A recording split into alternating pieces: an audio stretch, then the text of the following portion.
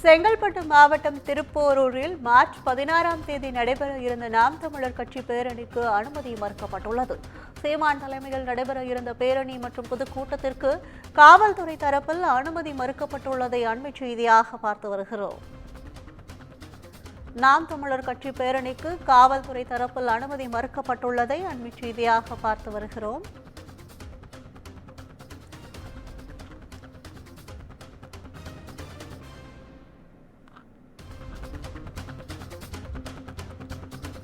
செங்கல்பட்டு மாவட்டம் திருப்போரூரில் மார்ச் 16ஆம் தேதி நடைபெறவிருந்த நாம் தமிழர் கட்சி பேரணிக்கு அனுமதி மறுக்கப்பட்டுள்ளது. சீமான் தலைமையில் நடைபெற இருந்த பேரணி மற்றும் பொதுக்கூட்டத்திற்கு காவல்துறை தரப்பில் அனுமதி மறுக்கப்பட்டுள்ளதை அண்மை செய்தியாக பார்த்து வருகிறோம்.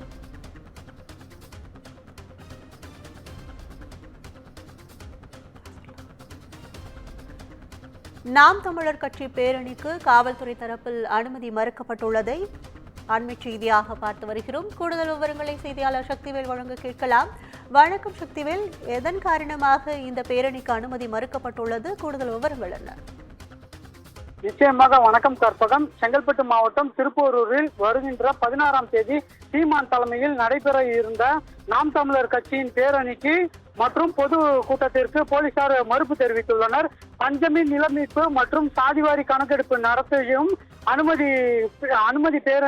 அமைதி பேரணியான நடத்த நாம் தமிழர் கட்சியின் சார்பாக அனுமதி கேட்டிருந்தனர். ஆனால் காவல்துறையினர் சார்பில் மறுக்கப்பட்டுள்ளது.